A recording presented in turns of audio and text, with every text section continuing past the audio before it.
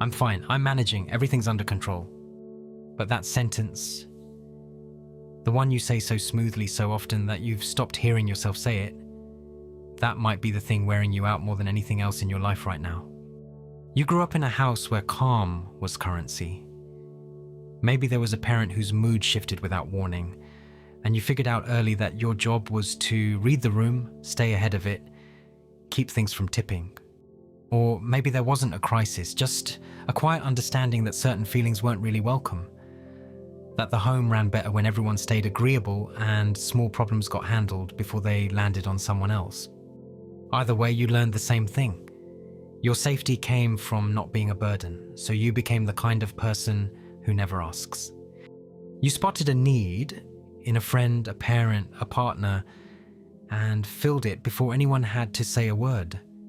Wanting something was fine, saying it out loud felt risky, and there was a reward for keeping it inside. People called you responsible, easy, the one we can always count on. That felt like love, and it was also armor. The armor got thick enough that by the time you were grown, you'd stop noticing you were wearing it. But every day you're managing, every day you're fine. Every day you're holding yourself in a shape that looks smooth on the outside and feels impossible on the inside. Some of the people around you probably think you have everything figured out. You know what's actually true, that figuring things out is all you do. There's no rest in that. No room for being confused or stuck or just tired. The pattern is so old now that it doesn't feel like a pattern. It feels like personality. It feels like maturity. It feels like the price of being someone people can trust. What's getting harder to see, though, under all the managing, is what you actually want. What's happening inside you has a name.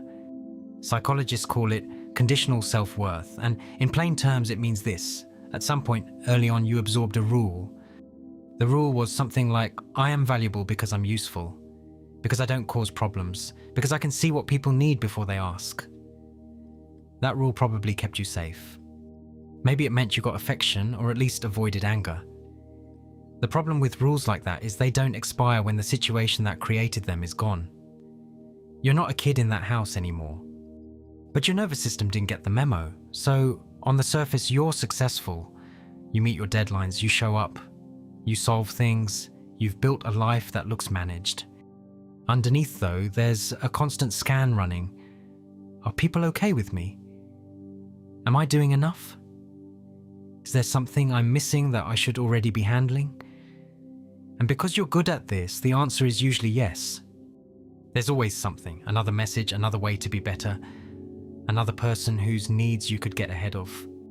This is a form of hypervigilance, the same kind of hyper-awareness someone feels in an actually dangerous situation, tracking exits and threats, except what you're monitoring is yourself. The threat you're watching for is the possibility that you'll become too much or not enough or visible in a way that costs you something. Which does something specific and really painful. You stop being able to trust your own internal signals. You're so focused on managing what you look like from the outside that you lose track of what's actually happening inside. You work until midnight and then feel confused about why you're angry.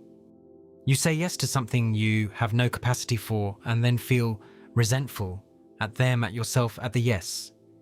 You might look in the mirror and feel like you don't quite recognize who's looking back. You've spent so long being a solution to other people's problems that you're genuinely not sure what your own life even is. And the better you get at this, the more alone it gets. Being fine all the time means nobody knows you're not fine. People believe you don't need anything. They don't think to ask. The person who was always taking care of things becomes the person nobody checks on. You might even prefer it that way. At least that way nothing surprises you, but it's still lonely. You're holding yourself together for people who aren't actually paying close attention. Meanwhile, your body is keeping score. You can manage your face, your words, your output for a long time. Your nervous system, though, you can't manage that. The exhaustion isn't weakness. It's not a sign you're not trying hard enough. It's what happens biologically when you spend years running a low-level alert, watching yourself, watching the room, making sure you never tip into being someone else's problem. The pattern was never really about other people's comfort. It was about staying in control. As long as you're managing your output, your image, the emotional temperature of every room you walk into, nothing can catch you off guard. Nothing can hurt you. You stay ahead of it. That's the deal you made.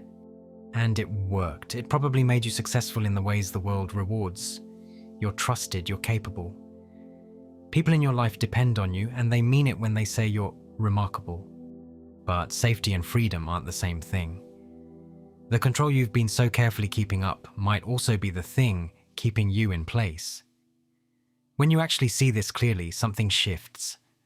You don't have to stop being dependable or become careless or turn into a different person, but you get to let your guard down a little with someone somewhere.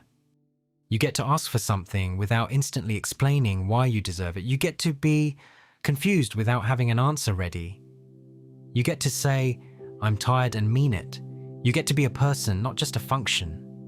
This change isn't about becoming less reliable. Your reliability can stay. What can change is where it comes from. Right now, it comes from fear. Fear of what happens if you let something slip, if you need something, if you take up space. Reliability from that place costs you everything you have.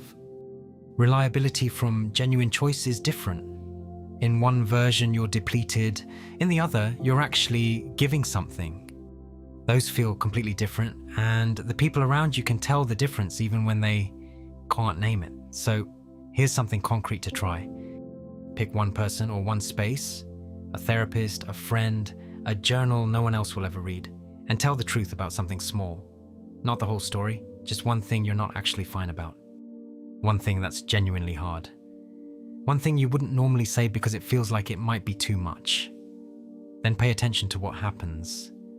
Notice whether the world ends. Notice whether they pull away. Or notice whether it actually makes them feel closer to you.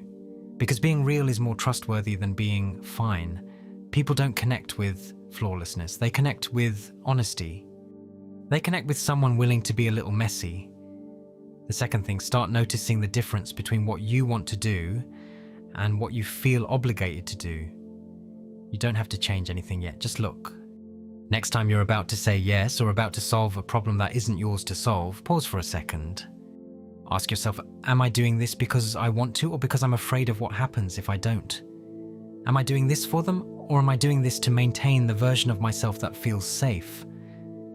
Sometimes you'll realize you actually do want to help. Do it. But sometimes you'll catch the old rule running, the one that says your value is tied to your usefulness, and when you catch it, you have a choice. You don't have to make a different choice immediately, but you get to see it. That's where it actually starts. Because the exhaustion, the one that makes you wonder why being fine is so heavy, why you can manage everything and still feel empty, is information. Your nervous system telling you that the armor isn't protecting you anymore. It's just weight, and you probably know but haven't quite let yourself feel yet. You don't need it anymore. You're grown, you've built a life. You don't have to earn safety through being flawless, you already have it. Nobody can tell you that and make it real though. You have to feel it. And you can't feel it while you're still performing. Being fine is not a strength, it was a strategy and it worked when you needed it to. But right now it's costing you the ability to know what you actually want. It's costing you real closeness because nobody can know you while you're managing what they see. And it's costing you peace, because peace doesn't come from control. It comes from letting yourself be known. From being willing to be a little lost sometimes and trusting you'll come back from it. The most exhausting performance you're giving isn't the one for your boss or your family or anyone else. It's the one you're giving yourself. The moment you stop believing you have to be fine, that's when you actually get to rest.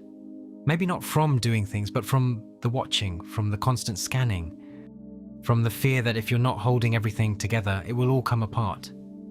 It won't. The only thing that falls apart is the armor. And you started reading this saying, I'm fine, I'm managing, everything's under control today. So maybe the question to sit with tonight isn't whether that's true. Maybe it's whether fine is actually enough for you anymore. If you want more of this kind of thing, Apophenia is here every week. Same quiet corner of the internet.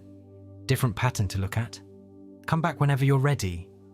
And if this one hits somewhere real for you, you should recognize yourself in the person who's always fine, always managing, never quite resting.